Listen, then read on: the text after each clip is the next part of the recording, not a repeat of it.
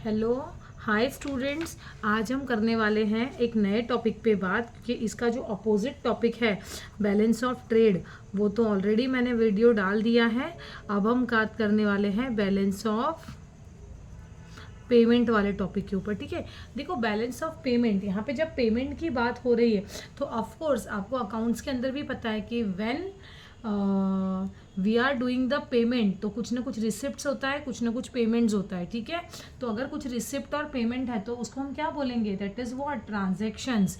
तो यहाँ पे बैलेंस ऑफ पेमेंट के अंदर ट्रांजेक्शन्स रिकॉर्ड होते हैं। तो यहाँ पे हमारा सबसे फर्स्ट पॉइंट जो आएगा मीनिंग के लिए वो आएगा, it is a systematic records. ये क्या है, बैलेंस ऑफ पेमेंट एक सिस्टमेटिक रिकॉर्ड्स है, सिस्टमेटिक रिकॉर्ड्स ऑफ ट्रांजैक्शंस। देखो यहाँ पे ट्रांजैक्शंस किसके होते हैं, ऑफ कोर्स ट्रांजैक्शंस कौन से होंगे, पेमेंट की बात है तो इकोनॉमिक ट्रांजैक्शंस, क्योंकि हम इको पढ़ रहे हैं। तो यहाँ पे लिखेंगे it is a systematic records of कौन से ट्रांजैक्शंस, इकोनॉमिक ट्रांजैक्शंस। और वो भी कौन से लेवल के, क्योंकि हम बैलेंस ऑफ पेमेंट की बात कर रहे हैं। तो ये कौन से लेवल के ट्रांजैक्शंस होंगे, तो ये होंगे इंटरनेशनल लेवल के ट्रांजैक्शंस। तो यहाँ पे हमारा फर्स्ट पॉइंट आ जाएगा, it is a systematic records of all international economic transactions, economic transactions. और ऑफ कोर्स यहाँ पे बैलेंस हमको चेक करना है तो क्या 5 साल तक पैसे मिले ही नहीं है, या 5 साल तक हमको रिसिप्ट ही हुई नहीं है, ऐसा कुछ रहेगा क्या, नहीं। तो यहाँ पर जो 5 साल के लिए जो हम ले, या फिर जो भी पीरियड के लिए ले रहे, तो वो पीरियड का हमको कंसिडरेशन देना पड़ेगा। तो इसका मीनिंग हो जाएगा, it is a systematic records of all international economic transactions of that country. किसी भी एक कंट्री के बारे में होगा तो of that country during a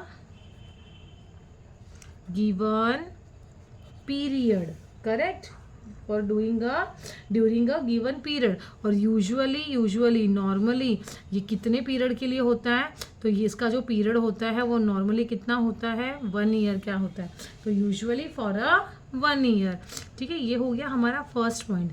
देखो अभी हमको सेकेंड पॉइंट के अंदर हमको क्या दिया है, सेकेंड पॉइंट के अंदर हमारे पास है सेम वे, जैसे यहाँ पे इंटरनेशनल इकोनॉमिक ट्रांजैक्शंस को रिकॉर्ड किया जाता है, तो यहाँ पे कुछ ना कुछ एक्सपोर्ट होगा और कुछ ना कुछ इंपोर्ट्स भी होगा, करेक्ट।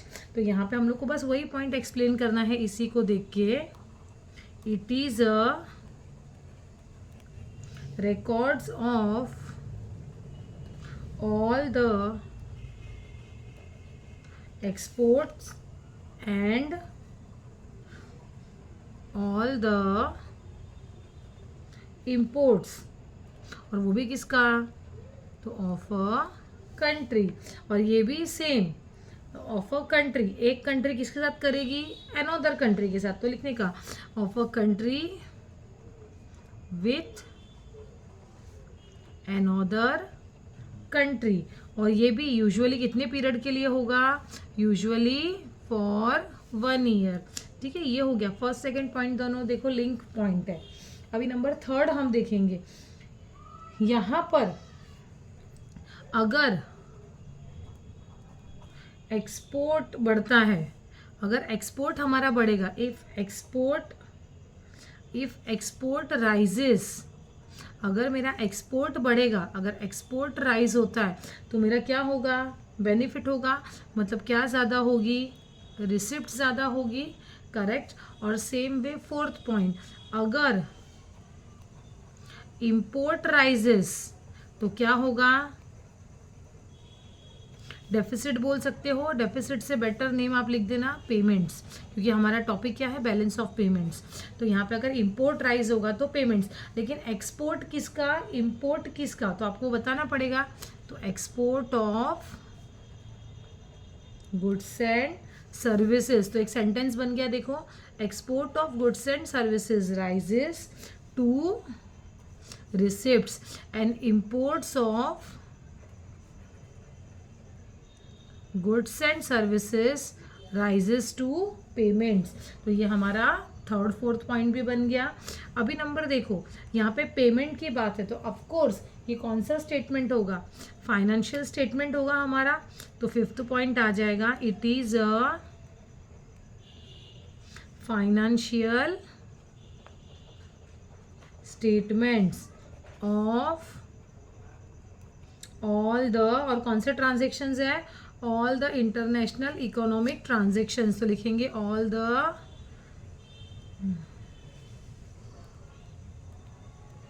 International economic transactions. और ये किसके बीच में हो रहा है, तो लिखेंगे बिटवीन द कंट्रीज। ये हमारा है बैलेंस ऑफ पेमेंट का मीनिंग। देखो ये जो हमारा बैलेंस ऑफ पेमेंट का ये जो मीनिंग है, मैंने पहले ही तुम लोगों को बैलेंस ऑफ ट्रेड के वीडियो में बता दिया था कि balance of payment and balance of trade, इसके बीच में डिस्टिंग्विश बिटवीन आपको पूछा जाता है। तो आपको मैंने पहले भी, जब मैंने एक और वीडियो बनाया है जिसमें मैंने एक्सप्लेन किया है, एग्जाम टिप्स करके एक वीडियो है, उसमें मैंने ऑलरेडी एक्सप्लेन किया हुआ है कि how to write the exam paper, और प्रॉपरली बोर्ड पेपर के पॉइंट्स को लेके बताया है। उसमें मैंने डिस्टिंग्विश बिटवीन को बहुत अच्छे से एक्सप्लेन किया है। डिस्टिंग्विश बिटवीन जब भी आप लिखोगे तो आपको एक पॉइंट मीनिंग का लिखना कंपलसरी है। तो आपका बैलेंस ऑफ पेमेंट और बैलेंस ऑफ ट्रेड के लिए एक पॉइंट तो मीनिंग का हो जाएगा, करेक्ट, और एक और पॉइंट आपको लिखना पड़ेगा।